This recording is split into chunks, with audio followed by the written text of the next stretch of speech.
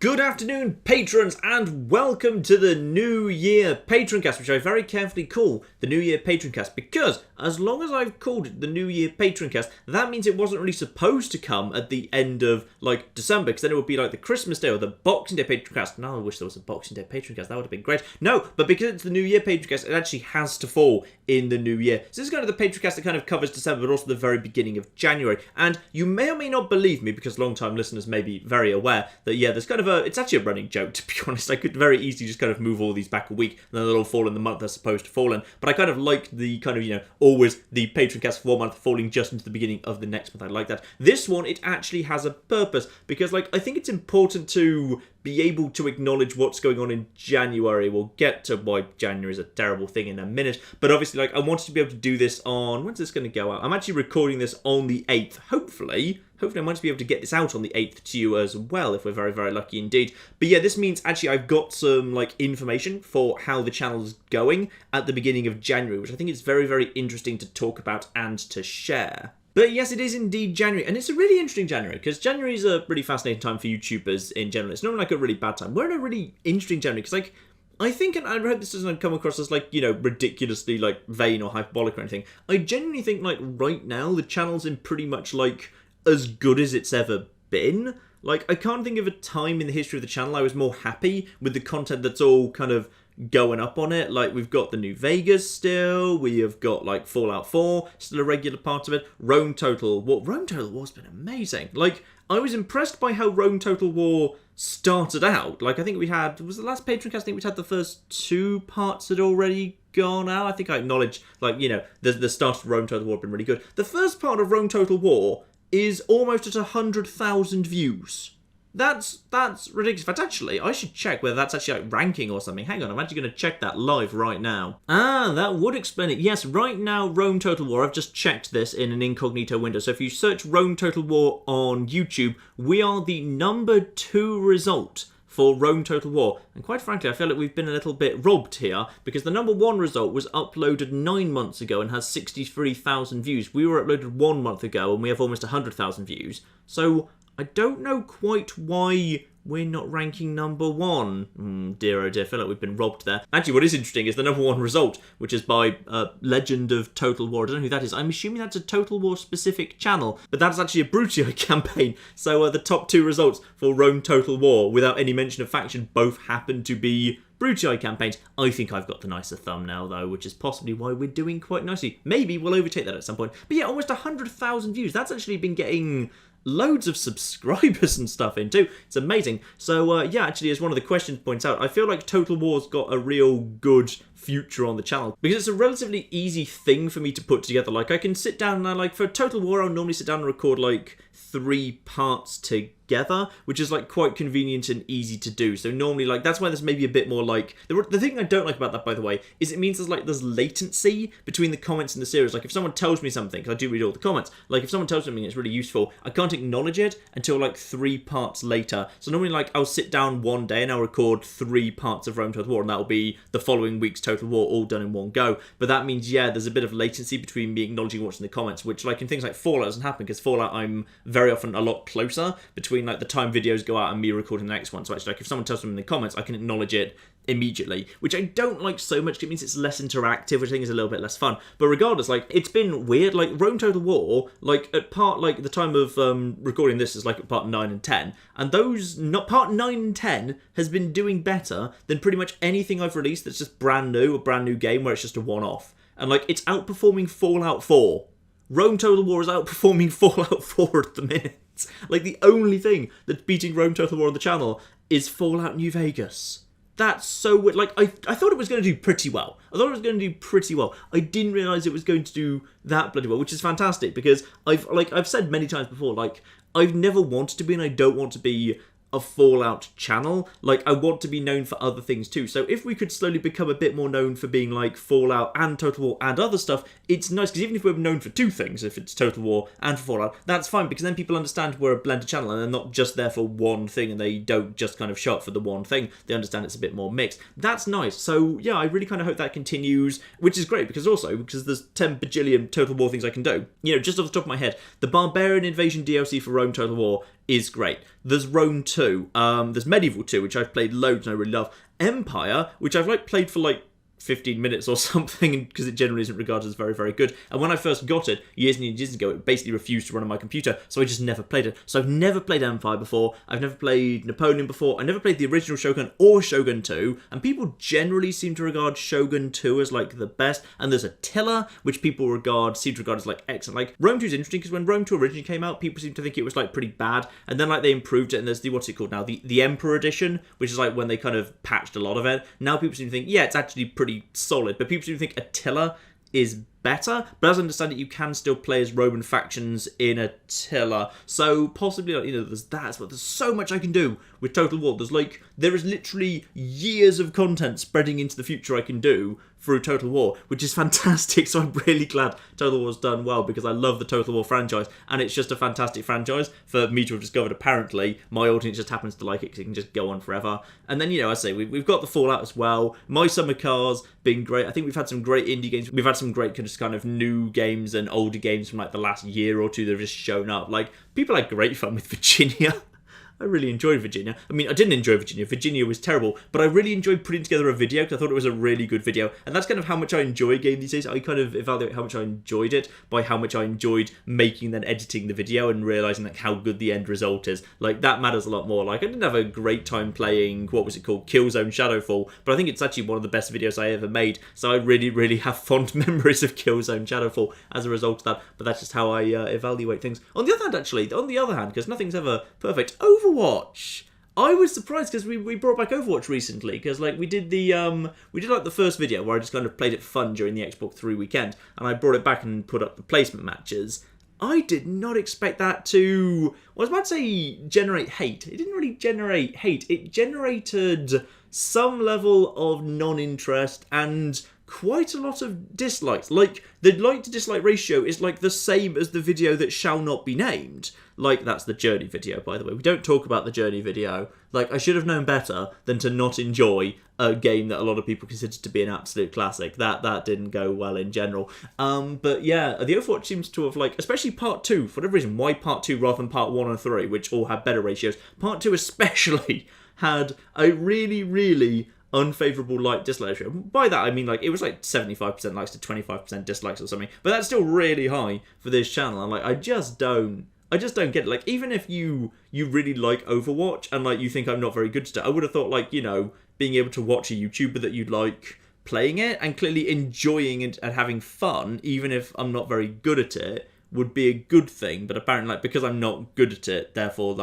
they disliked it enough that they actively wanted to dislike and comment telling me they were not enjoying it, which is a shame, because I would have liked, Overwatch just occasionally pop up on the channel. But as it is, that's definitely not going to happen. I've got, I think, 1 or 2 more Overwatch things I want to do, which is, I've already done a little collaboration, because some of you may be aware, there was the Nerd Cubed TeamSpeak server staff tournament, which was literally yesterday. We did 1 practice session for that and the tournament itself. The practice session I've already edited into a short little highlights video, which is hilariously incompetent.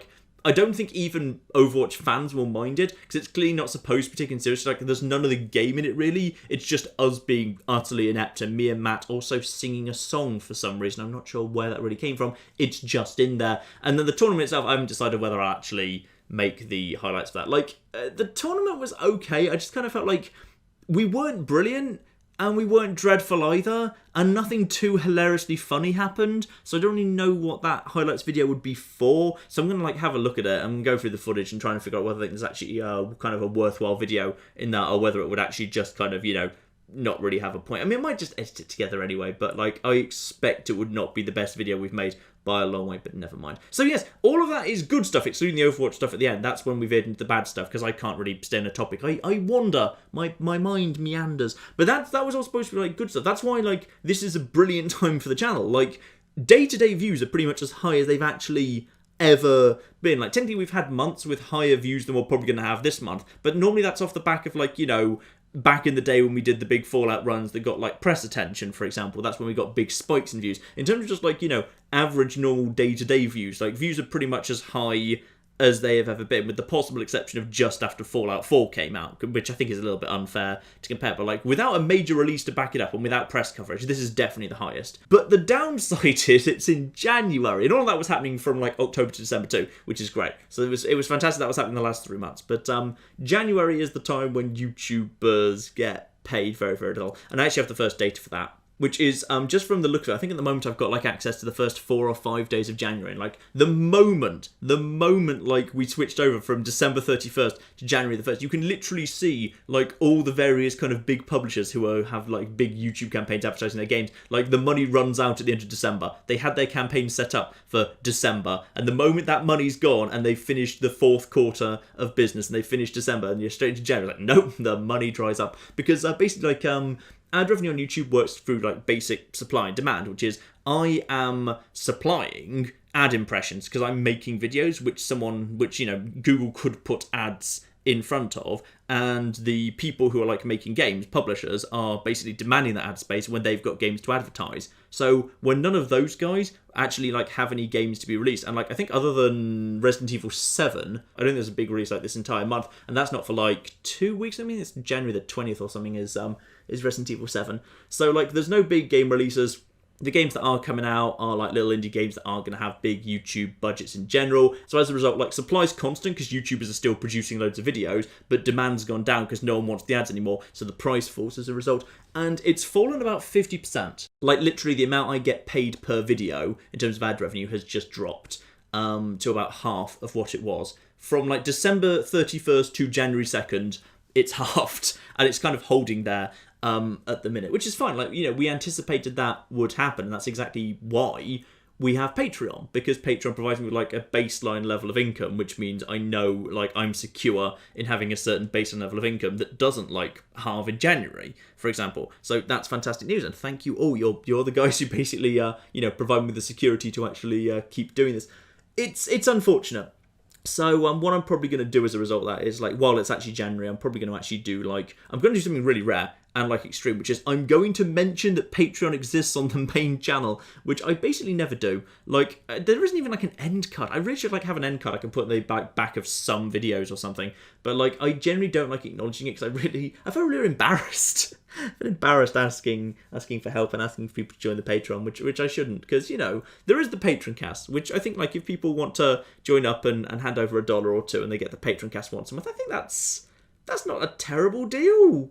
Hopefully. I hope that's not a terrible deal. I hope people think that's an alright-ish deal. So I might actually kind of, you know, push Patreon. Like, I might make a video kind of like re-announcing Patreon. I want to redo it anyway. I'm going to like redo like all the text on the Patreon. I'm going to make like a new introductory video and like a new thank you video and whatever. So I'm going to do all of that over the kind of the coming few days, and then I'm going to kind of, I wouldn't really say relaunch it, but I'm just going to kind of push it a little bit and just mention it on the main channel, because especially this time of year, like, we don't know how long it's going to last, because like the problem with ad revenue is sometimes it drops like the moment you hit like January 1st or 2nd, and then we don't know how long it's going to stay at the lower level. Like some years it, like, you know, recovers as we go into spring and we start getting some new releases, and like, you know, generally like things start perking up a bit in March. I think March, actually, we've now got confirmation that's Mass Effect Andromeda. Oh, that's going to be exciting. So like, you know, in March things will start perking up, but it might not. Like some years, previous years, like the ad revenue drops in January, then it pretty much just stays there, and it rises a bit, but like not until like August, and like it never actually gets back to how high it was the previous December. Like long term over YouTube, like if we look at this over like the last 5 years, ad revenue is in an ongoing state of decline. There generally is big collapse in January, recovers a little bit during the year, but doesn't actually get back to how high it used to be. And then by the time you hit December 31st, it's still not back to what it was like the year before. Then it collapses again to an even lower point. So generally, like, it goes down little steps, recovers a bit, then drops a bit, then recovers a tiny bit, then drops a bit more. And like, it's just been an ongoing decline over time, which has kind of driven some people like off YouTube and into panic in general, which is why, yeah, things like, I think that's why there's been a proliferation in the last few years of brand deals, of merchandising, and of Patreon. Because I think, like, increasingly people feel they have to go down one of those 3 routes. And I think merchandising isn't really a route you can go down to make money. Because I think most people I've ever spoken to who have done merchandising on YouTube have kind of said, like, it's a fun thing to do and people like you to do it, but like it's a lot of work to set up and you don't make that much money off it because like the margins of actual profit you make per item are really small for the most part. So either you do it all yourself, in which case it's a huge amount of work, but you can make a bit more money, but it's loads of money to make that work. Or you outsource the whole thing to like a print company or something, where like it's much less work for you, but then you need to pay them for the stock and their time and their effort and so forth. So therefore the margin, the profit you make per item sold is really, really tiny. So like either case, you don't actually end up making much actual money. So I think like it really is a case of like brand stuff or sponsored stuff or Patreon at the moment, assuming ad revenue doesn't cover it, which as time goes on I think is going to be true for more and more people, which is unfortunate, but that's kind of where we are. I mean, I do kind of have some kind of bigger plans, I think,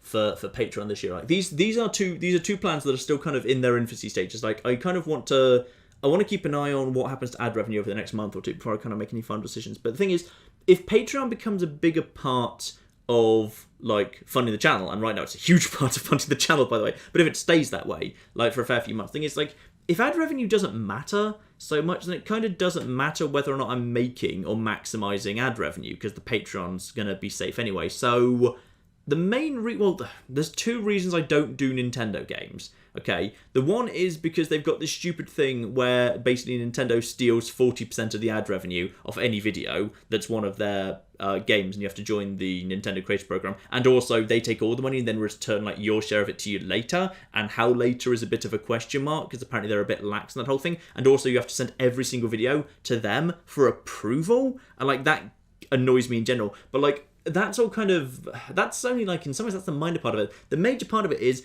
I don't want Nintendo to get away with that, because it's so YouTuber unfriendly and no one else does it. But if people like make Nintendo videos anyway, then it kind of gives Nintendo the signal that that's okay, they can get away with it, and then other publishers might do the same. And we're in a really good space right now where like 99% of publishers are really cool with YouTubers and acknowledge that we're a useful, productive part of the infrastructure, and we're not parasites, and we're not stealing sales, and we're not ruining games for people, that we are helping them, not hindering them, to the extent that many major publishers actually have like people whose entire job, or a large part of their job, is to speak to YouTubers and try and basically get YouTubers attention, to get us on side rather than fighting against us, when, you know, not many years ago more money was spent on paying lawyers to try and shut us down, whereas now people are being paid to try and court our attention, which is fantastic. It's a really great place. So I don't want Nintendo to get away with it, and I wish basically all of YouTube could basically just band together, and if we just stood together and just said no more Nintendo,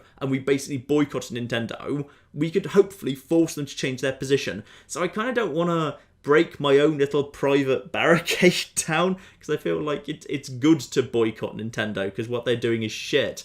But, you know, if I need to think about it. That one's complicated. The other thing I need to do is like in terms of like right now on the channel, like you may recall, like when I went full time originally, which was September 2015, we went up to 7 videos a week. I said we're going to do 1 video a day, and at that point that was really exciting. Now you've probably noticed more recently, it's basically, it's now a minimum of 11 videos a week, and like at some points over the last couple of months it's been 14 videos a week. I think the most we've ever had was 15 videos a week. I think one week we had 2 videos every day, and we had the Patroncast happening to come out on the same week, so it was 15 videos in 1 week. That's pretty much capacity. That's me working at capacity. In fact, arguably that's a little bit over capacity, because at this exact moment in time, like, I've been eating into my backlogs. So hang on, let me just look at my calendar here. Let me just get that up in front of me. So yeah, yesterday we had the Hunter Primal, which is actually, that's part of my old kind of emergency backlog style videos. What else do we have? I suppose we've had like more stuff recently. Oh, Injustice Gods Among Us, that was a couple of weeks ago. That was one of my emergency backlog videos. Chromagun, that was a backlog video. That was 3 weeks ago. So actually, we've kind of been eating into the backlog, because right now we're kind of looking at an average of maybe like 1 every 2 weeks. I need to go into the backlog to fill kind of spaces.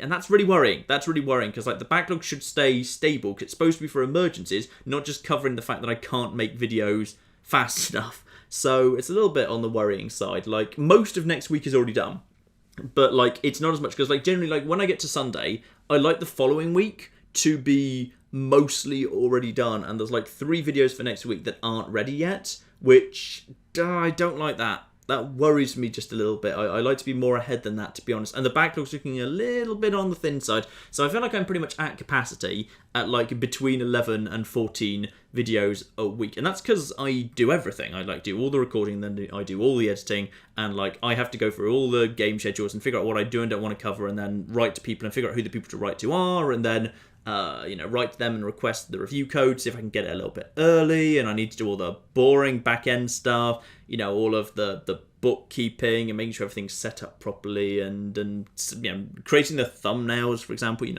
That's just one small task of like 100 little tasks you don't really think about until you sit down and become a YouTuber and you realize, oh yeah, there's loads of little tasks that need to be done. I'm vaguely thinking off the back of the Patreon, like this year might be the year I actually need to hire someone to handle like some of the back end stuff, because if I could spend more time recording and editing and generally making videos, I could make more videos and they'd all be better videos. And then I could because I think like my thumbnails are pretty weak. I think they're fine, they're functional, but they're not particularly interesting. Like I could do much better. So I wouldn't mind someone as part of several jobs that they do being going through the schedules and figuring out what games are coming out when, and getting the review code for me so I don't need to bother, and then setting up the thumbnails and writing the descriptions and creating the tags and making the videos look really nice. One thing we used to do a lot, by the way, actually we got a lot of growth of this in the early days, is I used to make a lot of GIFs out of the highlights from my videos, and I'd share those on Reddit. And they'd often go down very, very well. We got some really, really high-ranking things, even in the big subreddits, the R Gaming subreddit.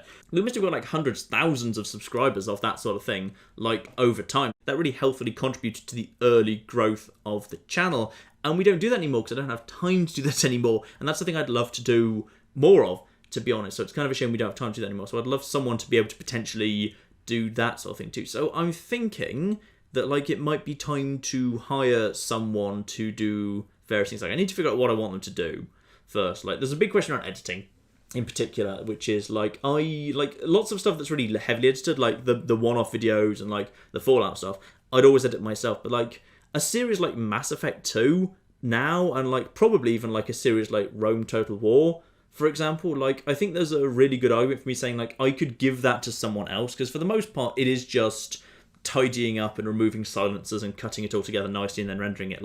I don't feel like I need to do that. I feel like someone else could do that just fine if I just showed them how to do it. So yeah, I need to see about that. I need to figure out exactly what I want that person to do, how much I want them to do, whether I think whether one, it's enough hours for a full-time job, or if it'd be a part-time job, or if it's too many hours for one person to do, or whatever, or I don't know. I need to have a think about that. But it's something I'm thinking about. I think it's one of the things we might kind of look at this year, because I feel like right now I'm at capacity, but the only reason I'm at capacity is because I'm trying to do literally everything. And I think we could, on the basis of the strength of the Patreon, we could probably look at actually hiring someone this year, just one person. I don't want to kind of leap into loads of people. I think just one person would be absolutely fine. So I need to think about that, and we'll kind of see where that goes. But yeah, that's kind of for the future. There's a few things I want to kind of let settle first. I want to just kind of see how January and February shake out first. And obviously, it's kind of all changed soon, because as I've mentioned before, kind of, New Vegas Survival's going to end in the not too distant future, because I don't think I'm going to do Dead Money, and I don't think I'm going to do Dead Money or actually Lonesome Road. I'm thinking, not because I don't think I could, because I don't think it's necessarily the most interesting thing in the world. I've actually got a more interesting idea for Dead Money and Lonesome Road I don't want to kind of discuss just yet, but I've kind of got a separative for that. Though I don't know whether I want to do that straight away after I've done with the New Vegas Survival series, or whether I want to go into the other thing I've discussed, which is looking at the older Fallouts. The original Fallouts, I might call it Fallout 1, but I suppose it's not, because it's just Fallout. Maybe I'll just call it Fallout 1 for ease, because when I say Fallout, people assume I mean the whole franchise, given it's now a franchise. When they made Fallout 1, there wasn't a franchise, it was just Fallout. I'm just going to call it Fallout 1, it's just Fallout 1, it's fine. So we've got that, and Fallout 4 Survival is actually, that's not too far from the end too. We're kind of running out of things to do in that, because again, Nuka World, I don't want to do in that. I've got another plan for Nuka World as well, which I probably will run straight into, depending on if we get any more information about when Fallout 4 VR is happening, because I don't know when Fallout 4 VR is happening. But I've got kind of something else planned for Nuka World, so we'll be kind of going into a new character for that. That's the point when, as I've said before, we're probably going to bring Fallout 4 down to one episode a week rather than two, to make a bit more space for some other stuff, and we'll see how that goes. And when Mass Effect 2 ends, because Mass Effect 2's done fine. Mass Effect 2 is done alright. There are many, many things which, having got to part 26, would be doing hugely worse than Mass Effect 2, but it's not been doing spectacularly. So when Mass Effect 2 ends, I'm feeling that's probably Skyrim? That's possibly Skyrim time, which means Skyrim's happening in the next month or so, which is interesting, because I still have multiple ideas for, like, how exactly I'm going to do that. Like, there's different rules I could do there, and, like, different difficulties, and all sorts of things. Or maybe I'll discuss that next time, because we definitely won't have got to that next Patroncast yet. We'll be coming up to it, so maybe I'll discuss Skyrim a bit more difficult next time. But I feel like once we've settled into that new routine, once we've kind of settled into a routine of old Fallout, a different Fallout 4 series down to one episode a week, and potentially Skyrim, like, I'll be interested to see how that impacts the views, because I really hope that goes down well, not badly. And I don't know, because any of those things could actually go well. Like, Skyrim, I think, is pretty safe. I'm hoping Fallout 4 once a week rather than 2 times. I just feel like it's time. Like, we do a lot of Fallout 4. We do a lot of Fallout 4, and I think it's arguably, like, a little bit too much at this point. Like, that game has been out for, what is it, we're 2017 now, it came out November 2015. Yeah, it's coming up on a year and a half old. I think we could very happily be down to 1 episode a week. I think that would be absolutely fine. So we'll see how all that settles down. And, oh yeah, and the old Fallout, I genuinely don't know. I don't know how that's going to go. Like, I really hope people are really interested in old Fallout. I just have no idea. I genuinely don't know. So we'll see. We'll see how that all goes, and we'll kind of see how that all settles together, and then we'll probably make a decision on potentially actually, thinking about bringing someone in to handle some of the back-end stuff for me. I mean, who is the right person to be qualified for that? That's another big question I need to think about. Like, I've got a few people in mind in various ways, but we'll have to see. That's all kind of for the future. We'll revisit that in time. Shall we move over to the questions? I think we should. I've just opened up the questions, and I swear there are more of them every single month, which I could probably expect because there's more patrons every single month, which, actually is to be expected, and that is actually a good problem to have. Yes, right, let's get started. I think I've arranged them by oldest to newest, so that's fine. Now you've had time away from Deadly Premonition, how do you feel about the game? Deadly Premonition is really, really interesting, which is, when I started playing it, like, I thought it was an absolute flipping train wreck. But, like, the thing about games that I generally consider, like, good and I remember and I think are actually classics in the end is, it's the games that stick with you. You just catch yourself thinking about and you remember. Like, I play a lot of games, obviously, and, like, plenty of them I'll play for a couple of hours and then not only will I never play them again, like, I'll have pretty much forgotten most of what I just encountered. Like, I couldn't tell you the level layouts for most of the games that I play for one-off videos. Deadly Premonition sticks with me. The music sticks with me. The voices stick with me. Some of the curious turns of phrase stick with me. Random details about it stick with me. The way the levels look stick with me. Everything about it is, I don't know how they did it. I don't know how they did it. I look back at it, like, every time I think back at it, I think of it more positively. I think it's a better and better game. It's a wonderful little thing. It's a wonderful little experiment, and I'll never forget the layout. Like, it's quite a big town. The map is relatively big, and because it's graphically so scruffy, lots of it all looks the same. But I remember how it all looks, and how it all fits together, and which road leads where, and, like, what road you follow to get to what building and stuff like that. That's weird. I don't remember that. Like, I couldn't do that for GTA 5 or Watch Dogs 1 or Watch Dogs 2. Maybe a little bit for Watch Dogs 1. I think Watch Dogs 1 actually has a really, really well-designed map for being able to, like, look around and figure out which kind of, quarter of the map you're in. But, like, nowhere near as much. It's a fascinating game. Really, really genuinely very good. So, yeah, every time I look back in it, I think of it more positively. Will I be expanding Rome Total War? Well, I just did. It just went up to 3 episodes a week, which is quite a lot. So we'll see how that goes and whether that turns out to be a little bit much for me to keep up with. But we'll try that for a little bit, but it definitely won't expand beyond that. But I think there'll also be more Total War in future as well, because, like, Total War, like I was saying earlier, kind of just, there's infinite Total War I could do. There's so many different Total War games, which is fascinating. So yes, there'll definitely be plenty of Total War to go. If you were in ancient Rome, what position of power would you think you'd be best suited for? None. Definitely don't give me any form of power in ancient Rome. Unless you want me to be like one of the mid to late imperial era, like, emperors. I could probably do a really good job being some sort of, like, mad ruler who's generally very bad for the long-term viability of Rome. That I could probably manage.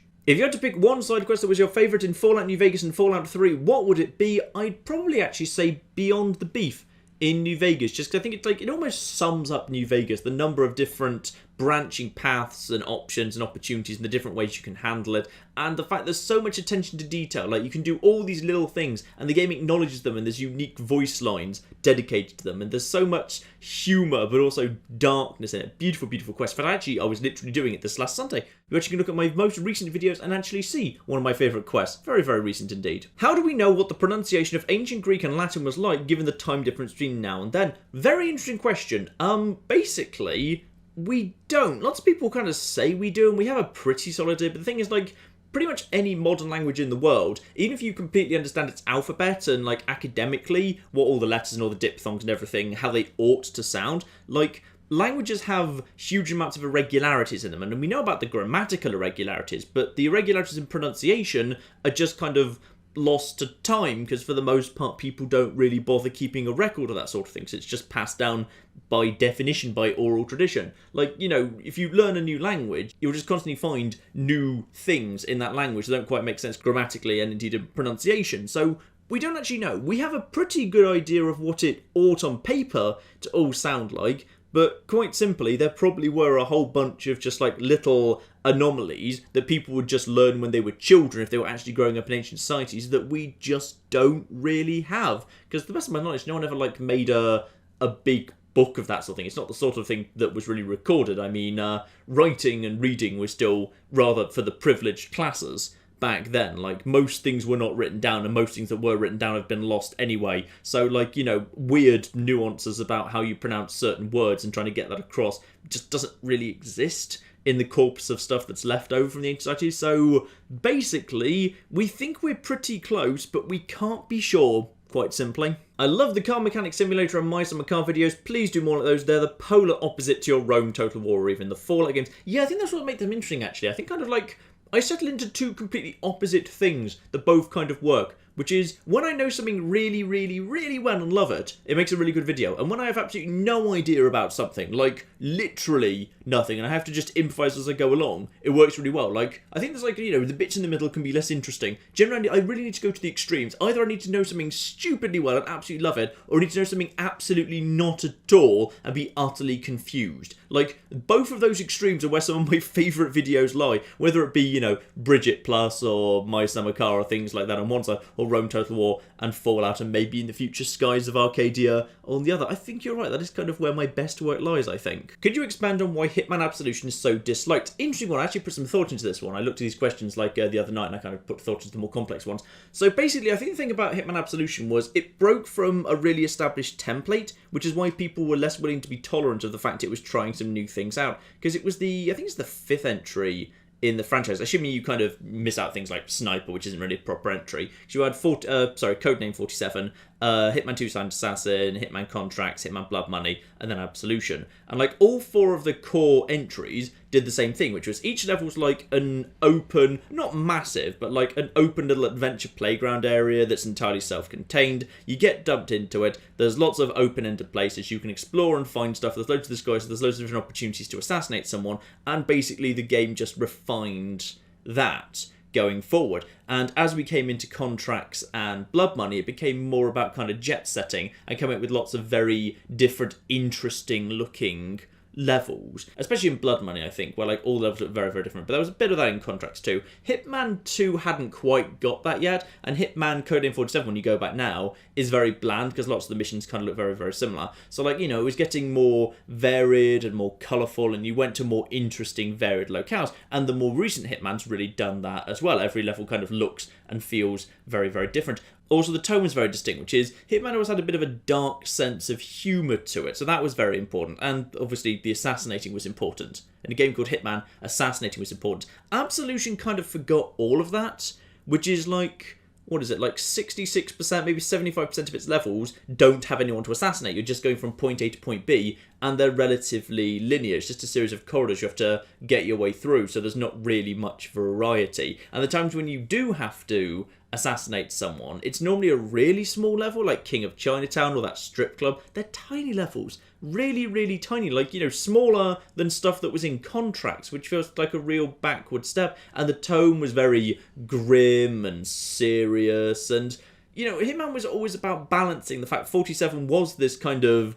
terrifying, unstoppable killing machine with the kind of the slightly kind of dark comic tone of the game in general, and Absolution didn't really have much of that at all. It was really on the nose, like the stuff like the stripper nuns and the sushi guy in the lift who gets killed, and the guy who kind of checks 47 into the little motel. Like, it was, the comedy that was there was way too overdone. It had always been a lot more subtle recently. Like, gameplay wise and level design wise and objective wise and tone wise and colour wise and frost, like everything that made Hitman and that had been part of the franchise for 4 games straight, that had just been built upon and built upon and built upon, all of that was gone, which is why it was so easy to overlook the fact that some things, like the movement mechanics and some of the other kind of bits and pieces like the control scheme, were actually a really nice improvement. And basically, all of that stuff that was good was put in the new Hitman, and all that was done was that stuff was just put into well-designed levels that were much more open, where you had to assassinate someone.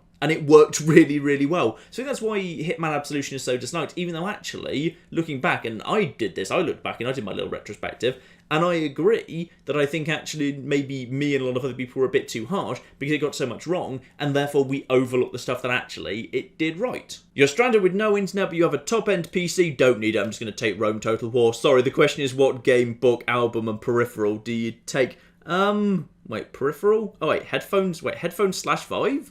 I choose between the Vive or the headphones? Or, well, I assume I need the... Wait, do I have... I've got speakers already. Why would I want headphones if I've got speakers? Ooh, I don't know. That's interesting.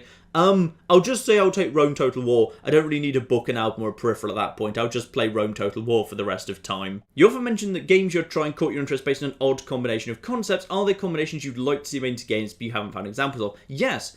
2 things that I think need to be mixed into virtual reality I haven't seen much of, which is the god game genre, which is just an obvious given one. Of course, you know, like being a big god stomping around an island, kind of kneeling down to poke at villagers and pull new villagers out and crush huts and like the old god games, like from the really golden age of god games, what was that, a decade ago or so, some of those being remade in VR just strikes me as a given. And real-time strategy, you're literally just like a general up on a cloud, selecting units and telling them to go in that direction. That strikes me as something that would work really, really nicely with the kind of the 2 handheld controllers, kind of, you know, drag and drop and then pointing and stuff. I feel like that should work really, really well. So I feel like, yeah, virtual reality, real-time strategy and virtual reality god games are logical ones. I haven't really seen much in the way of them. I've seen a couple of tech demos, but I haven't seen like a proper game yet, and I feel like those are logical places to go. Rome to the War is nice. Is there a plan to start another series as Egypt or Greece or even Parthia? No, I think after this we'll probably look at either Medieval 2 or the Barbarian Invasion expansion. One of those 2, I'm genuinely not sure. John, it would be lovely to see a bad life choices run in one of the Fallouts. I think that's what I'm doing right now in New Vegas,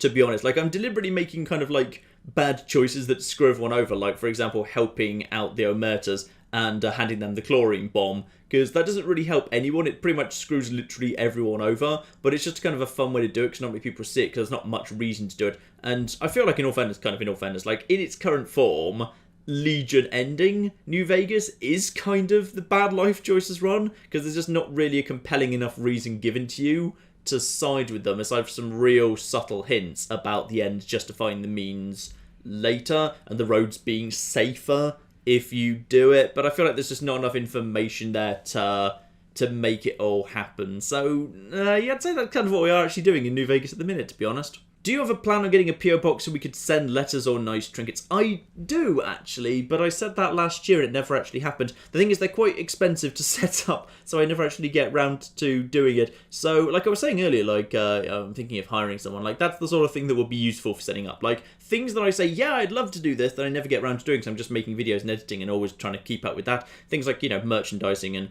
PO boxing and all sorts of stuff like that. Yeah, that feels like the sort of thing that would potentially happen a lot better if I had someone else I could actually hand some stuff to. So yes, maybe more in future.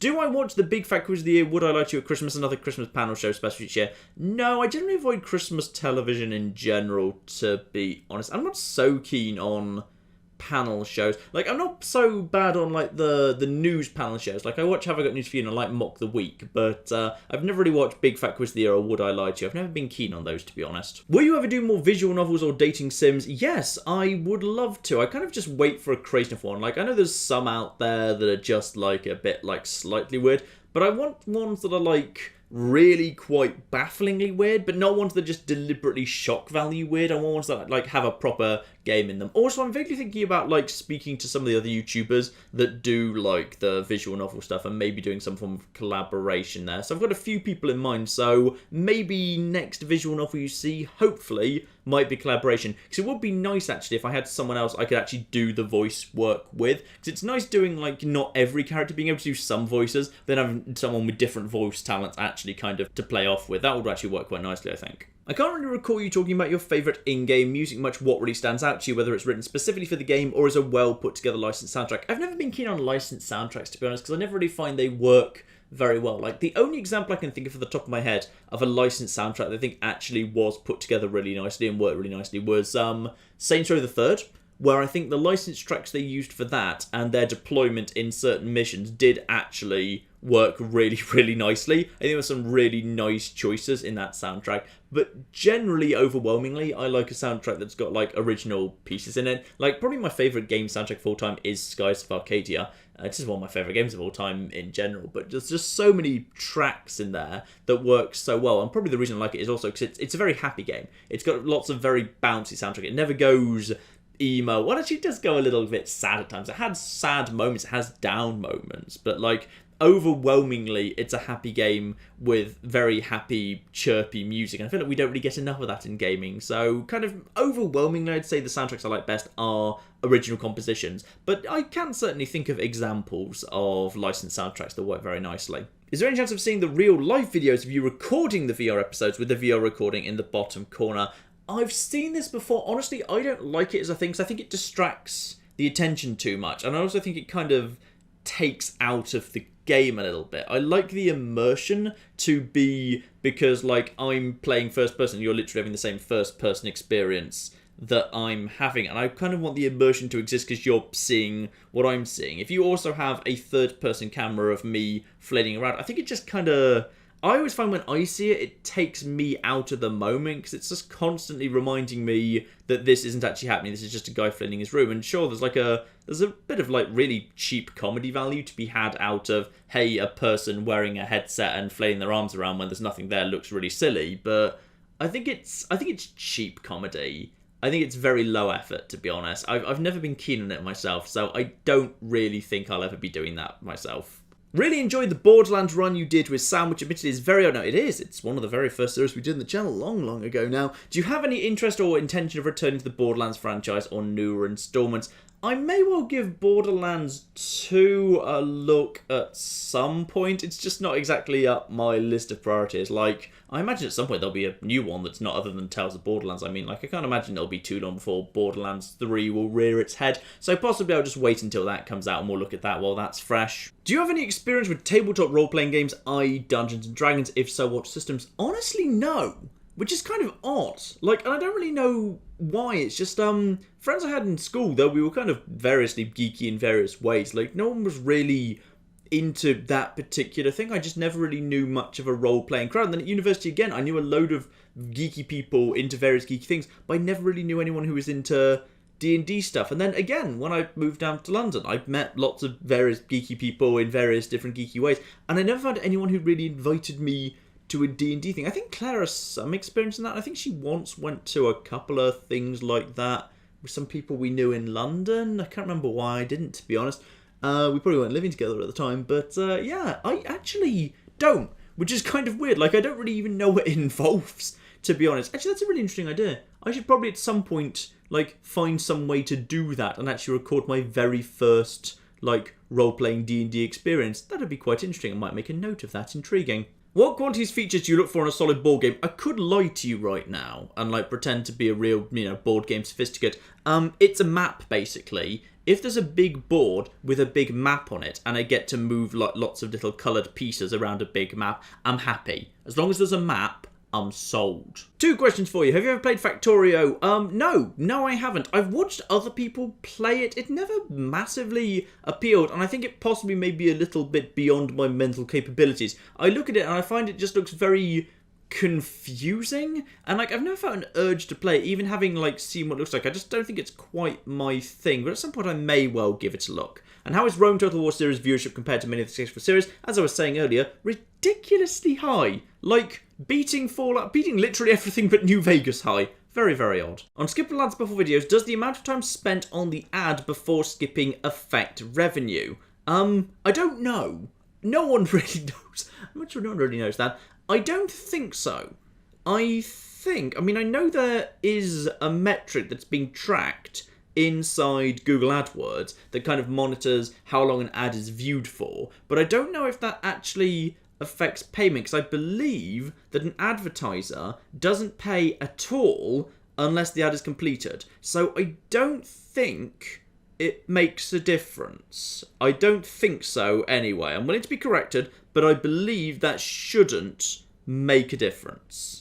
Did your love of Rome Total War lead you getting a classics degree, or did your studying classics lead into your love of Rome Total War? Other way round, the dates don't add up, unfortunately. Rome Total War came out in 2004 and I was at university then. In fact, arguably it nearly half bloody sabotaged my classics degree, because I picked it up for my laptop at one point, and admittedly I was running that back then on like the smallest unit scale, so the armies were comically tiny. It was ridiculous. And also, wall defences are absolutely bloody brutal on the smallest unit scale, so be careful of that. And I got a little bit too into it. Like, I wasted way too much time playing Rome Total War. Maybe I could have got a first class degree rather than a 2-1 if I'd actually not ever discovered Rome Total War. So yeah, probably Rome Total War I actually played way too much. And if Paradox Interactive were to make a grand strategy game set during the rise and fall of the Roman Republic and Empire, and they asked you what elements they needed to ace, what would you tell them? Oh, that's a really interesting one.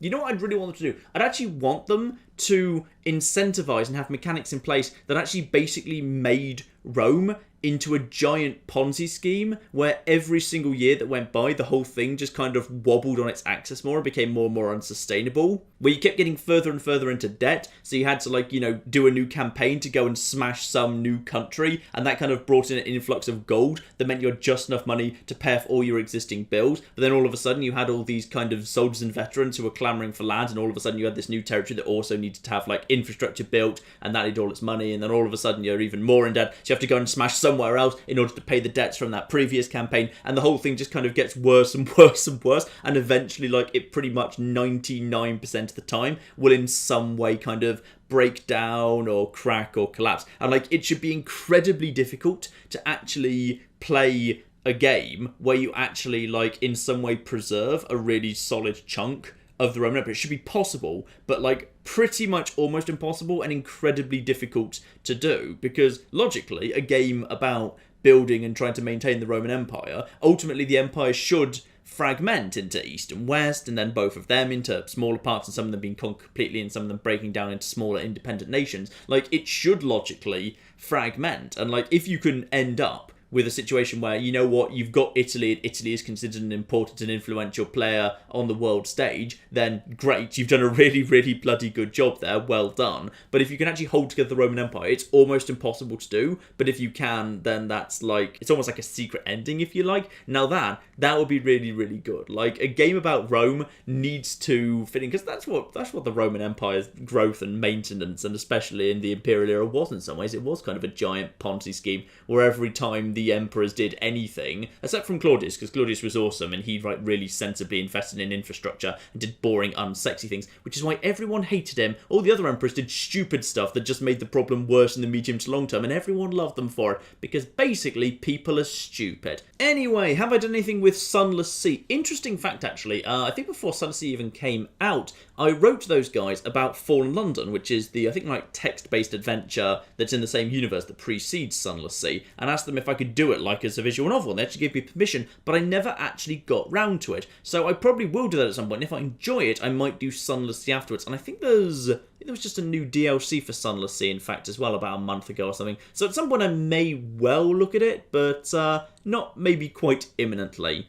Also, you left a mathematics problem there, but I'm vetoing that. My brain can't handle that. I dropped maths for a reason. We're not doing that, sorry. Will we ever get a Resident Evil 4 series out of you? I would be amazed if you didn't, because it is one of my favourite games of all time. The problem is Capcom are still relatively aggressive on the whole situation with actually content IDing. They don't copyright strike, but they content ID. So I might do like a little Resident Evil 4 series just to see, one, how bad the content IDs are, and two, how much interest there is. Because when I did the original Resident Evil, I was kind of disappointed with how poorly it did. And the old Resident Evil 6 series was okay, but that was a long time ago, so it's kind of hard to compare that to today. So I might like look at it a little bit, but like I was originally planning to do like a Resident Evil 4 series relatively soon. But then like I did the last Halloween, I did the Resident Evil 1 or the Resident Evil Remaster video, and yeah, I was really kind of disappointed how it didn't really do very well. It's just seeing there's less interest in Resident Evil than I might have anticipated. So that was a shame. But at the bare minimum, there'll definitely be a one-off discussing why I love it so much at some point, because if nothing else, it's got a fantastic opening. It's got an absolutely brilliant opening and a brilliant first act. So bare minimum, I'd love to kind of go into that at least.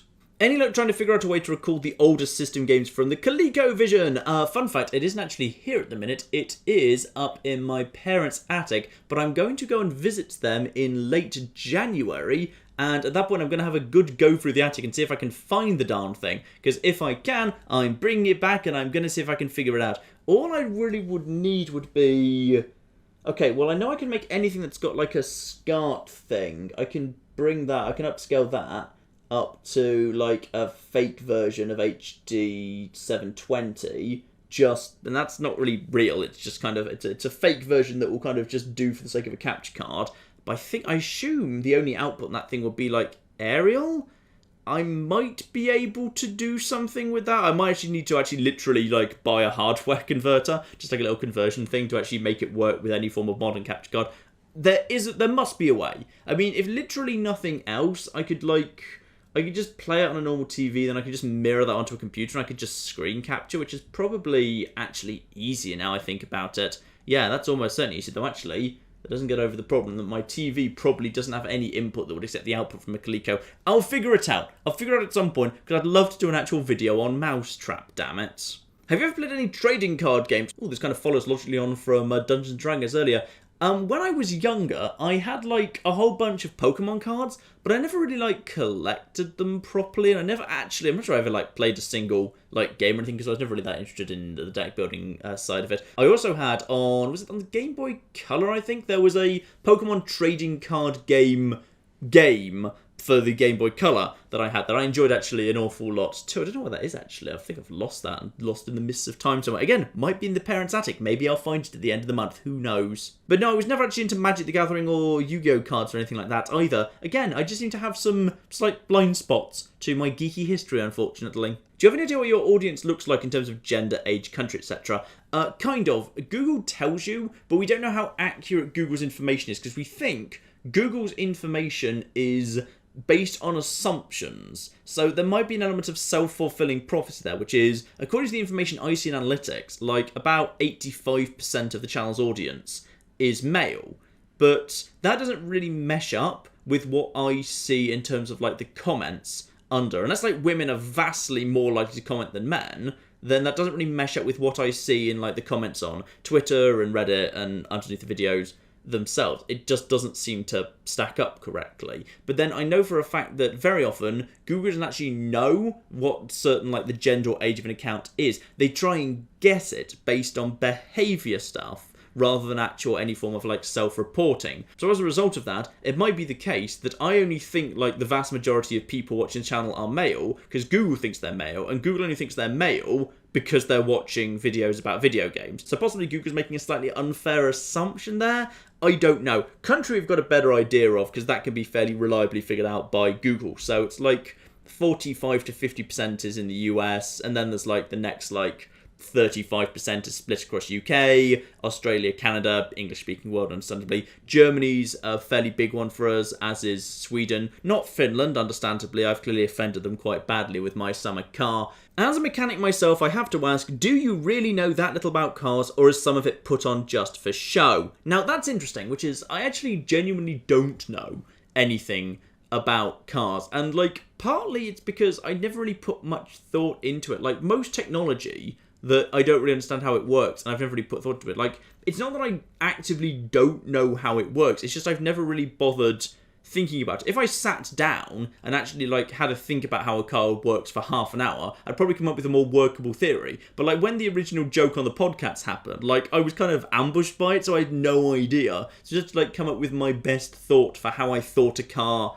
might work, and I had to come up with it very, very quickly. So like, you know, some of it is part like a running joke, like the alternator joke in the car mechanic simulator. Like I was moderately confident that wasn't how an alternator worked. It was just a joke based on the fact of, you know, it's something to do with alternating. Like I thought it was like a fun idea that I decided to, you know, kind of expand upon, but like I didn't think that was particularly likely, all things considered. Neither did I know for a fact it was wrong, but genuinely, yeah, mechanical engineering, not my thing. Like, I actually genuinely basically have no idea how a car works. But I think, you know, if you have watched Car Mechanic Simulator and the more recent My Summer Car videos, I have a much better idea now than I did, so I am learning. I plan to do the classic runs on Fallout 4, by which I mean no kill and kill everything. Potentially one day. I feel like Fallout 4 kill everything is... like, I'd need to be very confident it would be something interesting and different from what I do. Like, I vaguely kind of go into kill everything. Like, in all fairness, like, I think Fallout 4 Survival Mode, in its final few parts, we've gone really Brotherhoody, and we're kind of role-playing Brotherhood a bit more. I feel like that's kind of got a lot of the kill everythings about it already. Like, kill everything sneaks into other stuff I do just from time to time. I think a lot of No Guns was a bit kill everything in times. And I think, like, you know, because there's a bit of that kind of, you know, gleeful psychopath role-playing going on. And I think some of the more recent Fallout 4 Survival has been a bit kind of role-playing kill everything. And I think some bits of New Vegas Survival that are happening right now are a little bit like remastered kill everything. It's just kind of more being mixed in as I go along. I need to kind of figure out whether, like, once I've done those little bits and pieces, whether there's, like, enough left over for me to do, like, a proper, solid kill everything series properly, because, like, it's not a normal challenge run, because it's not really a challenge run at all, to be honest. It's more of a role-playing run, and I need to make sure, therefore, that, like, there's enough role-playing to be done, because it's not really, you know what I mean? It's a difficult one to do, because it isn't really a challenge run in the slightest when I think about it, especially kill everything is role-playing rather than challenge, so it really depends on whether I could come up with enough to do, and I would need to, like, have a really thorough plan before I did it. It's not happening imminently anyway, if at all. I genuinely am not sure. Now here's someone who is paying attention. As you didn't actually hit your sub goal, I think you said 250,000 at the beginning of the year. That's true. I did say I wanted to hit 250,000 by the end of the year. That is really what I wanted to hit by the end of 2016 to kind of feel like I'd done a really solid job. Are you happy with how the channel has developed, and is it in line with what you'd planned for? So technically, as I just said, we have indeed had, like, less subs than I wanted to, but equally, like, subs is kind of a vanity number in some ways, because, like, subs includes a whole lot of inactive subs. So, like, if all subs were active, then every video would get, like, what is we now? I think we're on, like, 235,000 at the minute. So, like, if all the subs were active, we'd get 235,000 views per video. But we don't. So some of those subs are just inactive, some of them are kind of quiet, and even if they're not like dead accounts, because Google hasn't cleaned them out, they don't really watch anymore. People just kind of move on, or find other stuff, or just lose interest, or whatever. Happens an awful lot. So really what matters more than anything is views, because views is telling you how many people are actively watching your stuff, or how many new eyeballs are finding your content. Subscribers is a healthy metric to keep your eye on, because subscribers, if you're getting subscribers, you know that new people are finding your stuff, and they're choosing to subscribe as well. Though admittedly, you could have either part of that equation wrong. You've got to be getting in front of enough new eyeballs, and those new eyeballs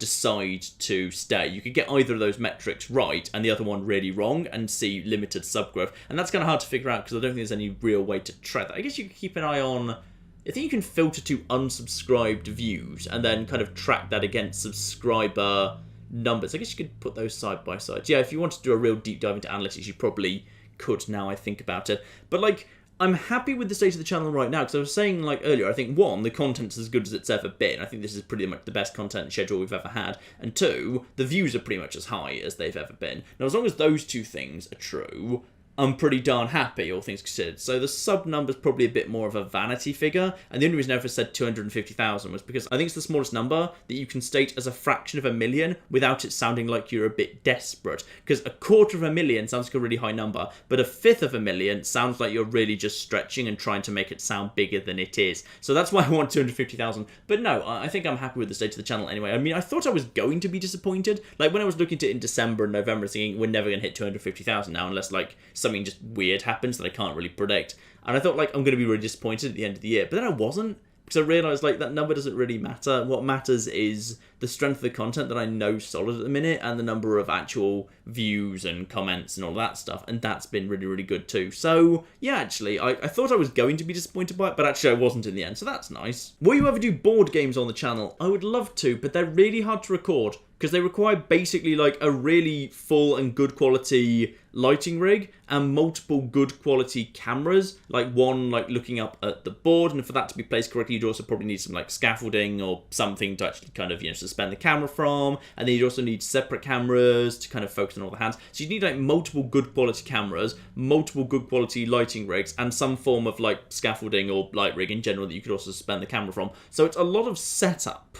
It's an awful lot of setup for that, for something I don't even know would work very well. So, like, maybe at some point, like, I'll go into, like, the Google Studios in London, which are, like, YouTubers of a certain size are just allowed to go and use those studios, where they just basically borrow for the day some really good quality cameras and take them into some really good quality studios. And maybe I do something there, but I don't know when it's going to happen, because it's an awful lot of work and setup and time to invest into something I don't know if even a huge number of people would be interested in, to be honest. Do you ever find it weird having a larger audience when what you upload and what you put on Twitter can potentially be seen by hundreds of thousands of people? Yes, I do find, just occasionally I catch myself thinking that's quite odd, and like it makes you, sometimes it makes you more nervous, because like I find myself like proofreading everything, because I don't really like kind of putting out stuff with mistakes, and like, you know, just before I render a video, I'll like double check all the settings like 3 times, and like if I've got like text on screen, I'll like go over it like 3 times, reading it word by word, try and check for spelling mistakes, and even then like some occasionally sneak through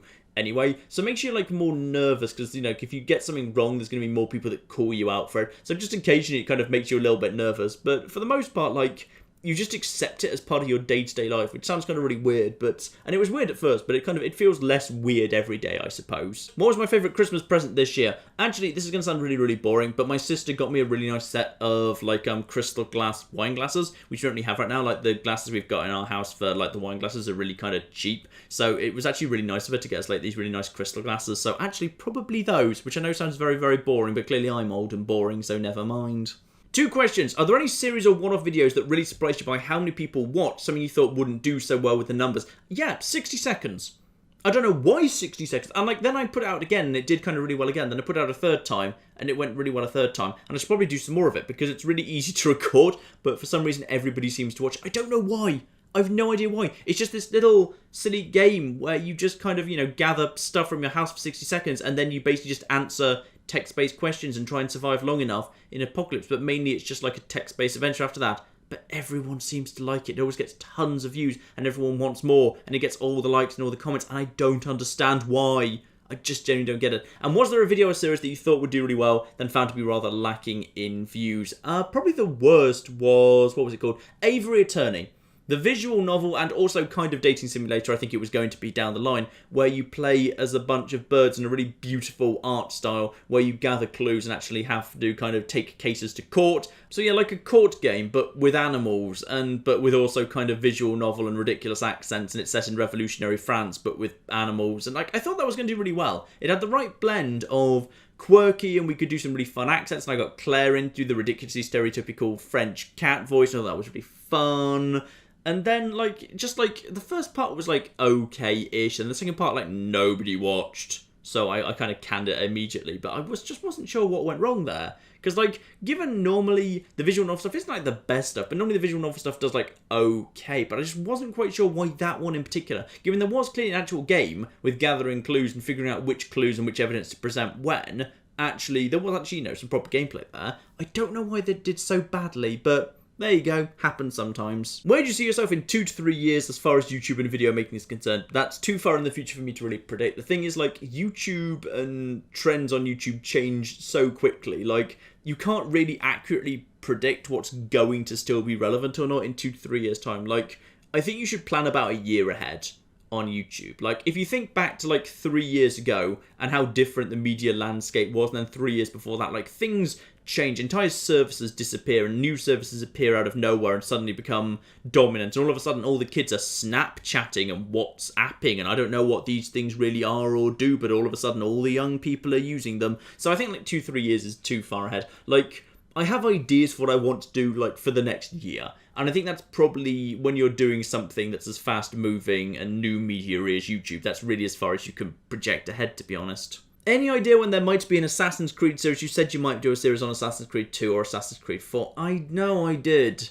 And I meant to. Then I didn't. And now I don't know when or if that's going to happen. Like, there's so many things I'd like probably do before that, to be honest. Like Skyrim. Like, I'd like to go and do something on The Witcher. I'd like to do something on Knights of the Old Republic at some point as well. And I feel like both of those, and also Red Dead Redemption. I'd like to visit Red Dead Redemption before Red Dead Redemption 2, ideally. So we're in this kind of awkward situation where I think all of those happen before Assassin's Creed. And Assassin's Creed 2 and 4 are both getting on a bit. And sure, there'll be fans of the series that probably would like to see it. But hang on, let me even actually have a look at this. I'm just going to get my old videos up here. Let's just see how well the Assassin's Creed videos actually did. Yeah, okay, so Assassin's Creed 2, just under 30,000 views. Assassin's Creed 3, 30,000 views. So, they did okay.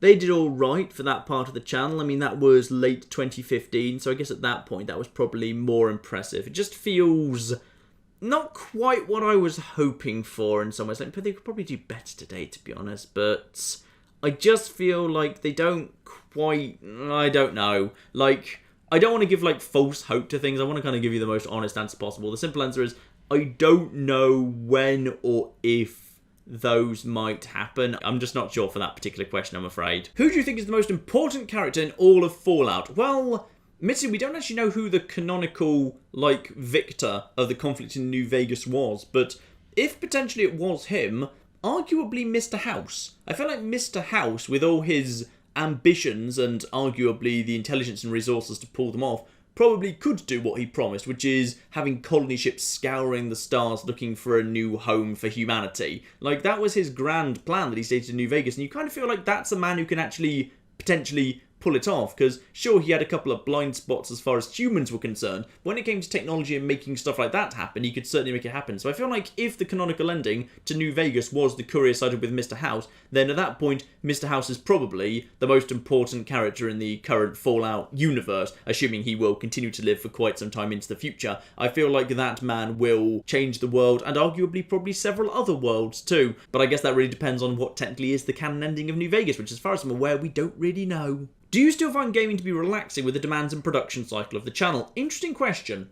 I don't game to relax anymore for the most part. Like, I do for a couple of, like, small games like Total War, Advanced Wars, or Skies of Arcadia. But overwhelmingly, like, now the enjoyment I get out of games is the enjoyment I get from a job well done of taking a game and recording it and then editing it into a really solid video. So the enjoyment I get out of games is very different. But then, like, for me, gaming was never really about relaxing in the first place. Even long before I had a YouTube channel, I never really gamed to relax. I gamed because I enjoyed, like, the role-playing and I enjoyed the immersion of it. I've always been fairly goal-orientated, so, like, video games and the little goals they present to you have always kind of appealed to me in some way. So I guess that arguably that hasn't actually changed that much, because I never really gamed to relax. I always kind of gamed to immerse and roleplay and whatever, and I suppose I still do, so in that regard I suppose not so much has changed.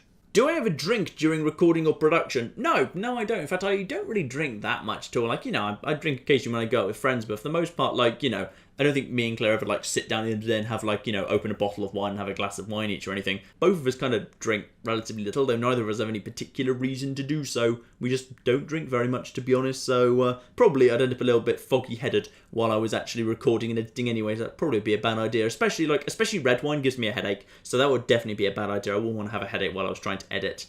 Headaches and screens, bad combination. What are some moderately unknown facts about ancient Rome or Greece that you think are really interesting and should be more well known? Something I think a lot of people miss that I think is actually quite fun is the ancient world is less populated than people assume, because people just make assumptions about how populated an area is based on modern assumptions, and like in the past, actually in very recent history, like the amount of humans that the Earth supports has gone up drastically with like improvements in infrastructure and health and even things like, you know, boring things like refrigeration that are very, very important indeed. In the ancient world, this wasn't the case. So the entire Roman Empire, we don't know exactly how many people are in it because even the Roman census wasn't necessarily that good at giving us a full population picture. I personally think it's not much bigger than 60 million people. Like, I'd actually just kind of double check this, and like the estimates online seem to kind of put it between 50 and 90. I estimated before I looked that up it was about 60, so I'm probably towards the low end of the scale there. But the thing that's kind of interesting there is this is like the Roman Empire, which is probably the biggest empire in the world ever, because Alexander's empire is kind of... Alexander's empire includes a lot of empty stuff, and like various Russian empires include a lot of empty stuff. I'd say like in the ways that are important, the Roman Empire is probably the biggest, most impressive empire the world has ever known. And even then, like 60 million people across the entire empire. The UK's population today is 64 million. Like, never mind Europe, never mind all the bits of Africa that the Roman Empire included, never mind all the bits of the Middle East that the Roman Empire included. Like, it was relatively small. Yet ancient Rome itself as a city was really, really bloody big. And when I say big, I don't really mean big by modern standards, because by modern standards, modern London holds about, I think it's about 9 million people. Ancient Rome held about 1 million people, but that was, of course, with much, much less advanced infrastructure. But just think about that in terms of like a population of the world, because like the idea of everyone moving into cities is a relatively modern concept. Like the Industrial Revolution caused everyone to move into cities. Before that point, it wasn't really so much of a done thing. People had to be more spread out kind of as a function of necessity, and people didn't really want to be centralised in cities. It was unpleasant, it didn't make a huge amount of sense. So pre-industrialisation, the fact that Rome had 1 million people in it, and the entire empire was only maybe 60, 65, 70, depending on what you want to believe, million people. So the entire Roman Empire, and like 1 million of that in Rome. Just like, that's ridiculous for the infrastructure they had available. They had 1 million people or so in Rome at its height, when the entire empire that scanned pretty much all of Europe that was in any way like habitable in any capacity, and also various bits of near Asia and Africa, was only 60 million, and there was 1 million people in Rome.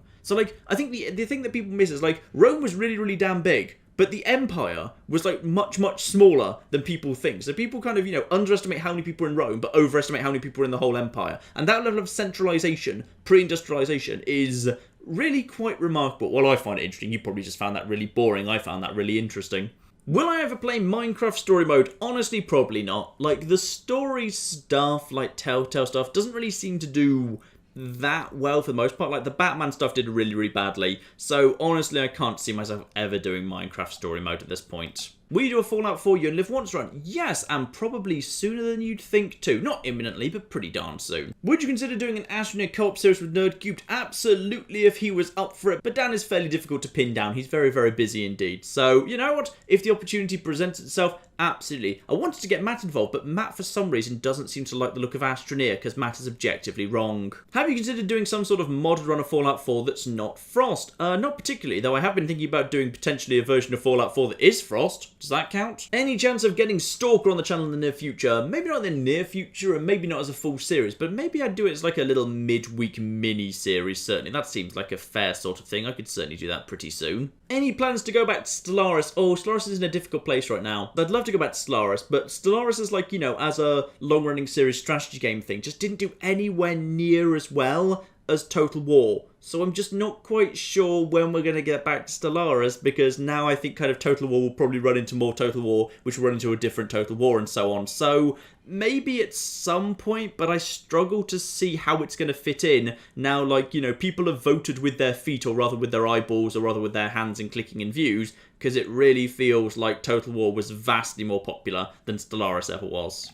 I've been really enjoying the Rome series, and every time you bring up your classics degree to discuss things in the game. Have you ever considered having a series where you just talk about history?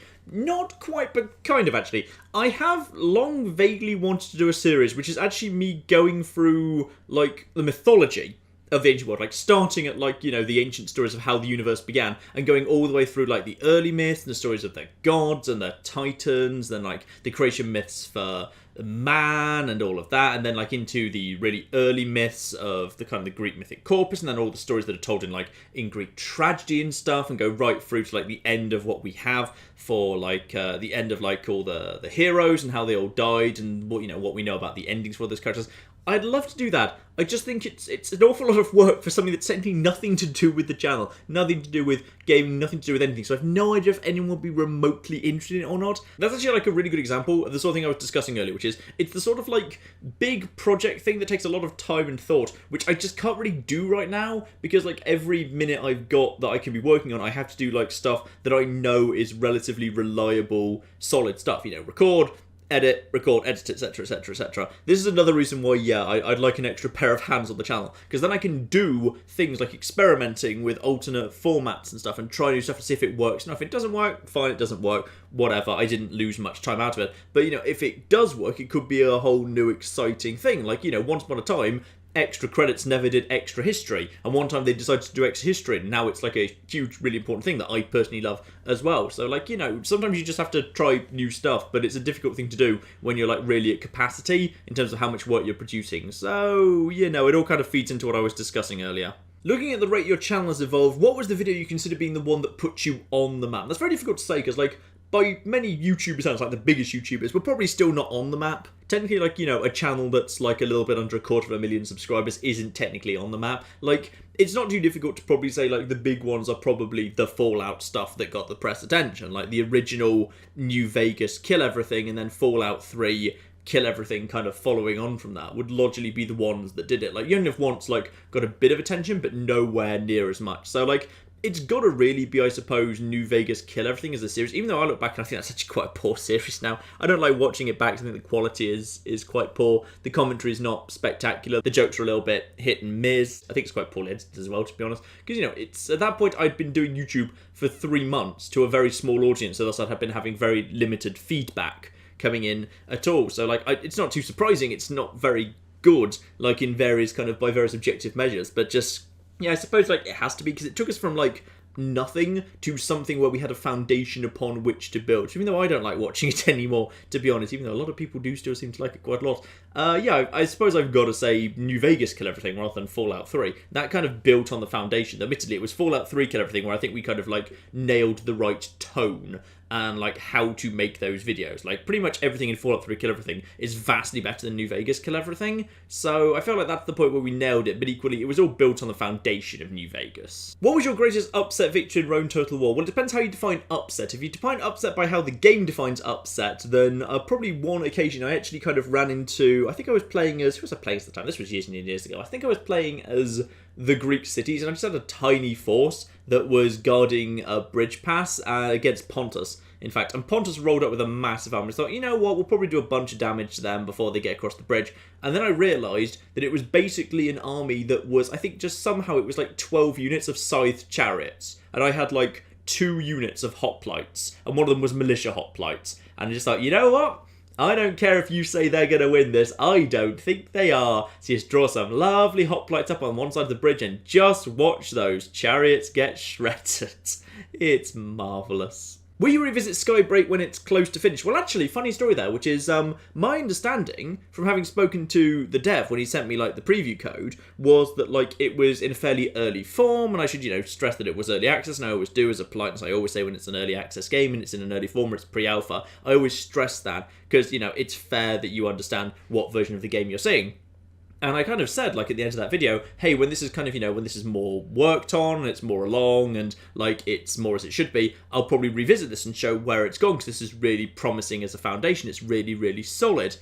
And then, like, I was told in the comments, like, 3 days later, apparently, like, it came out of early access and it was launched, which I was a bit surprised by, because I thought, like, it was really solid as, like, an early access game, but if pretty much the version I played was the final game, then it was, yeah, pretty good, but, like, I was expecting them to actually, like, add a lot in, like, especially, like, you know, some of the crafting and the resource gathering and stuff like that needed a little bit of work. Yeah, there was loads of really, really, really good ideas in there, but it needed a bit of work and a bit of polish to kind of really be excellent. So the fact that apparently that was almost the finished version kind of took the shine off that for a bit for me, so probably we won't necessarily be seeing it again. Have you ever read Ready Player One, an amazing book I'm sure it's right. I've heard a lot about it. I've never actually read it. I think isn't there like either a film or a TV show in production at the moment, I can't remember. Something's in production for it at the minute. So if there is, I will probably try and read it before that actually comes out, yes. Because January and February are low revenue months, does that mean you release more content to counteract the rates? Really interesting question actually that I've been struggling with, which is, yeah, technically I could just try and release more videos to try and therefore get more views to compensate for the lower rate, but, like, I don't really want to burn myself out doing that, so honestly, I'm not going to go to that effort. Like, generally, like, when I do more videos, it's just because there's more stuff to cover. Like, the reason why there were 14 videos a week in some parts of October and November and December was because there were loads of games coming out. But now there's basically very few games coming out. So as a result, there's less stuff that needs to go in the schedule. So I can kind of take the challenge to where I think I'm most comfortable, which is about 11 videos a week. So I don't really see the need to kind of be pumping out videos, like, as fast as possible and working myself to be really stressed to try and do it. Like, and Patreon's, like, very helpful in that, which is I don't need to be overworking myself for the sake of just pushing out enough video to get enough views to survive, because I've got Patreon as like a secure foundation on which to build things. So like, because I think if I did do that, I'd just be sacrificing quality. I think I might be able to get more quantity, but I'd be sacrificing quality, and that's just never a good idea. So fortunately, not, I think. What's your comedic preference? Satire, slapstick, stand-up, or other? Oh, dark. I like comedy as dark as it comes. I absolutely love, like, I like really dark, surreal comedy. Like, I'm really fond of Monkey Dust, The Day, anything by Chris Morris, actually. I loved Brass Eye. Some of that was really damn dark. The first series of Nighty Night on BBC Three, the second series was pretty poor by comparison. So, actually, no, I do quite like just some stuff that's kind of a bit lighter, but also a bit surreal as well. Like, I really like that Mitchell and Webb look. That was really, really good. Do I think the new Spider-Man movie that's coming out is going to be good? Based on the trailer I've seen, yes. Actually, in all fairness, it seems like to me the Marvel movie studio is pretty damn good at pushing out good movies at this point. Like, pretty much all the Marvel movies have been pretty good. I can't think of a bad one, to be honest. Like, some of them have been just a little bit alright, slightly forgettable with, like, you know, things that you can point out and say, look, there's a clear weakness in this. Like, Iron Man 2 has the problem that its villains aren't particularly inspiring, and Thor 2 is slightly forgettable in some ways, but still has lots of really, really good moments. And, you know, Age of Ultron, you can point out various flaws in it, but, like, there's still a bunch of really, really solid individual scenes there that make it very, very good fun to watch. But yeah, based on the trailer, I think it looks like it's actually going to be really, really interesting. It feels also like it's going to be a bit different as well, because, you know, with the Spider-Man being a lot more younger and immature and, like, very keen to, like, impress and trying to, like, prove himself in a way that other kind of members of the Avengers, like, haven't really ever had to do. It feels like it's going to be tonally very, very different, which is kind of cool. Plus, it's really interesting to see what's going to be like the first Spider-Man film in a universe where the Avengers already exist. So it feels like it's going to be very different to, like, the Tobey Maguire Spider-Man films, because they were all about Spider-Man being, like, the first superhero. So it was all about, you know, it was all brand new. This is Spider-Man in the universe where superheroes already exist, and he's just becoming a superhero when there already are superheroes, and him trying to find his place in that world, which I think is a really interesting kind of way to spin it. So yeah, I'm really looking forward to it. I think it's going to be really, really damn good, actually. What are my thoughts on recommendation on growing a young YouTube channel? Now, if I had to say one thing, it's find something which is a little bit extreme. Like, I see a lot of channels, like I hang around on the Let's Play subreddit a bit, trying to kind of offer some mentoring and help to young channels as far as I can. And, like, what I see a lot is a lot of people just look at what's popular and they try and imitate it. And, like, that doesn't really work out for the most part, because, like, when you're trying to fake something, people very often, like, can tell. Like, the human ear has a pretty good sense for something that's fake for the most part. Like, if you're taking something that already exists and you're just doing a knockoff of it, why would anyone come to you for that? Because they can just go and watch the original. Like, seeing what's popular and just trying to do that, or seeing what, you know, Star is working for someone else and just trying to do that, generally doesn't work. Trying to stand out is a very, very good thing, and trying to find some way that you can stand out is the most important thing you can do. Like, if you want to have a successful channel that's potentially going to grow, you need to find out, like, what you're good at. Like, when I started A True Nerd, like, one of the things that was really big on the internet at the time, because this was 2013, was the kind of grumpy British person who hates everything was, like, the really big thing. The trend at the time was to hate on stuff. And, like, you know, you'd basically, like, you know, you'd find bad games and you'd find, like, you know, really colourful ways and use, like, really elaborate metaphors and whatever to tear them apart. And that was all over the shop at the time. And I, like, you know, and I did, admittedly, at various points when I was trying various things. Like, I tried doing, like, a few bits of that, and it never sat right with me. And it never sat right with the audience, because it wasn't really me. And I realised, like, what I was more keen to do was take stuff I loved and stuff that I knew and talk about the stuff I really knew really well, and, like, analyse why I loved it and talk about the exact way in which it was, like, good, and, like, analyse the things I knew that most people didn't know, because I really kind of, you know, when I like something, I really get into the detail with it, and I try and understand every kind of facet of how it all fits together and how all the moving parts kind of work together, which is why I think kind of like things like New Vegas and Fallout 3 and Rome Total War was, because those are games I love so well, and I understand how all the moving pieces fit together, and people seem to enjoy me doing that, and that's not a thing everyone does. Most people, when they're playing Fallout or Total War, won't kind of necessarily either understand fully or explain in detail all the moving parts and how they fit together.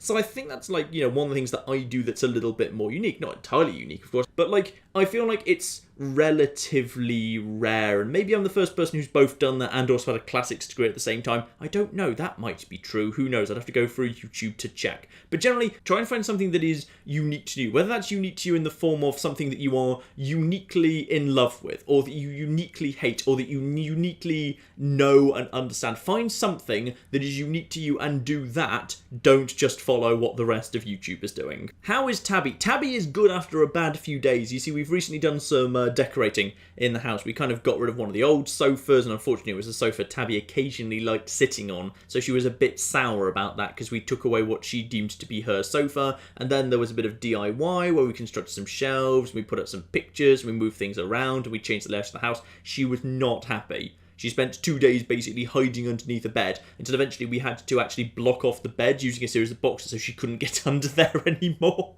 So she was sour at us, but she's kind of calmed down a little bit now, and she seems to be back to her usual self, which is basically sleeping. She spends a lot of time sleeping. Are you planning on getting a Switch come March? And do you have any thoughts on the system as a whole? Maybe the likelihood that we see Switch content on the channel this year? Well, I mentioned Nintendo earlier, this thing. The Switch, honestly, like, I'm going to reserve judgment until... It's actually, imminently? We're supposed to be, getting that hands-on event in New York, when we'll actually, get our first taste from people who don't actually work at Nintendo of what the Switch is like. Honestly, from the specs I've seen, I'm not desperately impressed. It feels like it's a little bit low powered, especially in its mobile form. So yeah, I kind of reserve judgment, but I'm not exactly optimistic. We'll see. I mean, Nintendo sometimes pulls the most weird victories out of what doesn't look particularly promising, and then takes something that ought to be successful and completely ruins it. So, who knows? Nintendo are very unpredictable. They might well make a success of it yet, but based on the limited information I have seen, I'm not optimistic, but I reserve judgment properly until we've actually had a chance to see people talking about a hands-on event of it. Do you like classic platformers, and have you ever played the Shantae series? I don't know if I'm pronouncing that right. I don't even know what the Shantae series is. I've never heard of the damn thing. Do I like classic platformers in general? Honestly, I find them frustrating.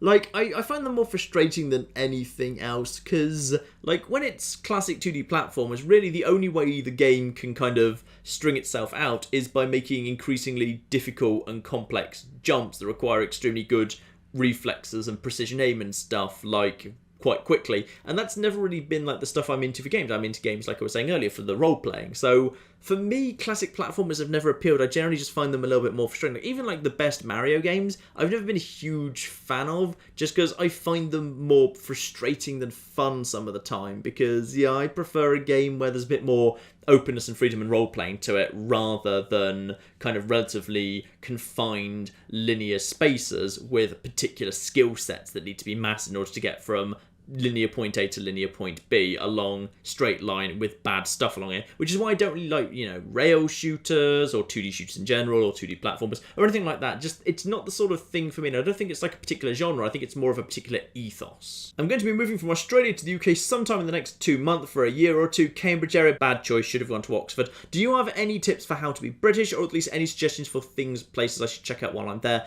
Get the train down to London, during the weekends a lot, because the thing is, London, huge numbers of the museums and art galleries are free entry, or at least they were at one point. There were talks about, at some point, introducing some entrance fees for some of them, but for the moment, I think at least, the vast majority of the really good museums and art galleries in London are all free, and, there's regular, pretty cheap trains between Cambridge coming into London that run pretty much, 24 hours, pretty much, so you may as well kind of, spend a lot of time kind of coming down to London, because Cambridge has got some beautiful stuff in it, absolutely. Some of the colleges there are absolutely beautiful, though. It's a very cold city, very, very cold indeed, but, yeah, definitely make sure you make time to come into London a fair few times. Who's my favourite classical author work? Why? Definitely Aristophanes. I love the old comedy stuff. Which play, though?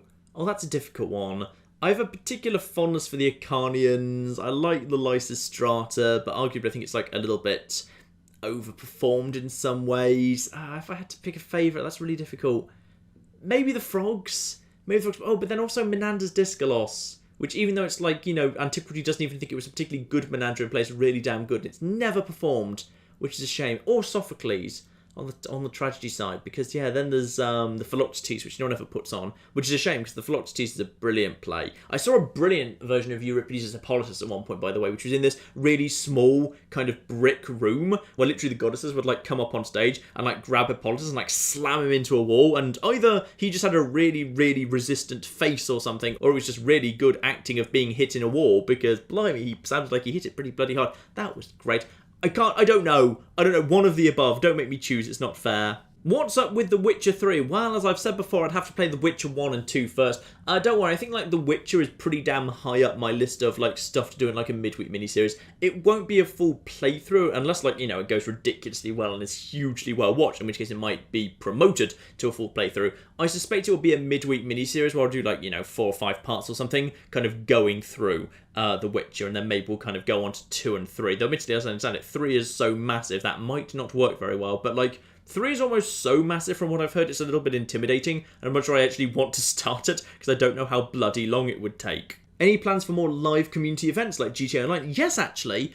Just Cause 3's multiplayer mod on PC just happened. So that strikes me as rather good, especially as the first one we did was on PS4, so it kind of feels fair that we moved on to a different system. So yeah, I'm vaguely thinking at some point we'll probably do a Just Cause 3 multiplayer event. I don't know exactly when. Again, this is one of those things that would be much easier to do if I had someone to help me organise it, but we shall see. Definitely, I think that's probably the next one, because I like the sound of that. That sounds like that could be a fun few hours. Why is Pokemon Diamond your favourite? I think it's the right balance between new stuff having been added in before it got overcomplicated by new stuff later. Also, Pokemon Diamond has like this really good thing where obviously it's a good mix of like the new Pokemon and the old Pokemon that I actually like, and the new Pokemon who are sometimes a bit rubbish. Whereas like in the 5th generation, which is the generation that just completely lost me, it just seemed to be like, you know, I got to the 3rd city and it had been all new Pokemon at that point. There wasn't a single old Pokemon, and I hated all the new Pokemon because they all were stupid, and I just wanted the old Pokemon back in so I could have a bit of a mix and mixing just like the odd new one I like. Plus, like the first gym in the 5th game, where it's like the monkey thing, and it's just whichever version has the advantage over yours, is really stupid. Plus the fact that you can just get the one that has the advantage over the gym leaders just given to you outside, which is even more stupid. I just hated that. I absolutely despised that as a system. It was so damn stupid that no matter what you picked, you were at a disadvantage in the gym, but you just got given something that gave you the advantage in the gym outside. That was so bloody moronic. I just can't even deal with how stupid that was, for goodness sake. But Diamond, meanwhile, Diamond was great. Diamond had a mix of the old and the new. The 4th generation Pokemon that were introduced were great. The starters in the 4th generation were great. The story was kind of interesting and a bit dark, especially like the red chain thing. The red chain thing and blowing up the lakes and stuff in 4th. You know, the story went to some more dark places, which was nice. And the physical special split really made things work. Because all of a sudden, a bunch of Pokemon that, like, for 3 generations have been useless just because their attack versus special attack had been, like, the wrong way round. So therefore, the same type of attack bonuses were on the wrong stat. For example, all of a sudden, all of those got fixed because of the physical special split, which made things so much better. And we had natures from the 3rd generation and all the good stuff that had been introduced in the 2nd generation. It felt like they built up from a solid foundation from 1 to 2 to 3 to 4. And then, like, that felt like the pinnacle to me. And then 5 onwards just felt like it started going off the rails and I completely lost interest. So 4 just felt like, you know, the logical culmination of all the stuff I liked in the first 3 generations, whereas 5 just lost me completely. I think that's why it is. Happy New Year. Here is an overcomplicated theoretical scenario for you to compute. I'm not going to read this all out. Basically, it's just the Hunger Games where there's a bomb, and if only one person's alive, the bomb will deactivate. However, there's also a boat which you can go and fix, but the pieces are all scattered and well guarded. What would happen if all of my various Fallout playthrough characters were on there? Okay, basically, I think I figured this out straight away, which is what happens is Evil John kills everyone else, then the bomb deactivates. Evil John is disappointed by this, goes and finds the bomb and makes it detonate anyway. See? Pretty darn simple. Any chance of checking out The Division again? Honestly, no. To be honest, like, The Division was okay, but, like, me and Matt weren't thrilled by it, and the videos actually did very, very poorly as well. So there's, like, multiple reasons why we won't be going back to The Division, unfortunately. Can you force Matt to make hog coffee despite giving up on it? Nope, sadly not, unfortunately. The moment he said it, I knew he was never going to even get close to doing it, but still, he insisted he was going to, and sure enough, he didn't. Would you consider having an event where you play Overwatch with some of your fans? Yes, actually. After there was, like, the massive response to the little, like, last-minute Patreon play, just like last week, I have been thinking about that, and yes, actually, it makes perfect sense that at some point we could just do a couple of rounds of Overwatch on a couple of different systems with the Patreon lot. That does make sense, and probably at some point we will do that, yes. Now, I've also been asked to settle a debate on the pronunciation of a word. The problem is, having looked at both pronunciations, I can't figure out what word you're asking me to adjudicate on. Can you put the word in original? Because I'm not sure what the original word you're actually asking me to adjudicate it on here is, Dylan O'Connor. I'm genuinely not bloody sure, sorry. If you tell me what the original word is, I might be able to help you adjudicate on this. John, you should play one of the Shadowrun games, turn-based combat requiring careful planning and skill, a variety of skills that affect conversation in combat, and engaging stories with fleshed-out characters, none of which are voiced. Ooh. Okay, you've got my interest there. I'm going to add Shadowrun to a big list. Are you ever planning on revisiting RimWorld? Yes, at some point. I'm just not sure when. I need to kind of look back into it to see if maybe there's a bit of a better tutorial. Because I feel like last time, though I had fun, I felt like also it was a little bit frustrating probably for both me and the audience because I didn't really know what I was doing a bit more. So I should probably look into it and just try and figure out if there's a better tutorial. And I think someone was telling me one of the newer builds was going to have one, but I'm not sure if that's actually out yet. So I should definitely have a little look-see at that.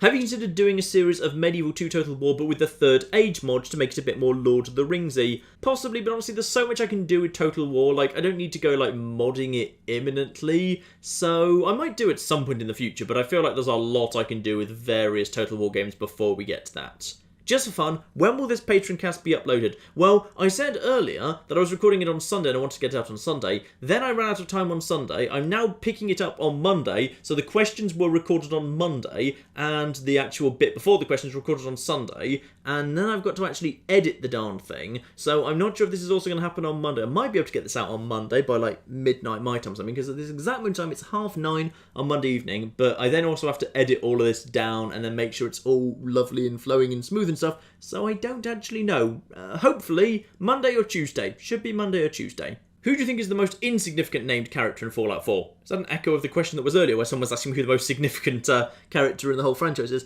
Probably the Longs. Because the Longs are weird. They show up right at the beginning, but then I don't think they do anything. Mama Murphy has a point, and Sturgis and Preston do stuff, but then the Longs are just there.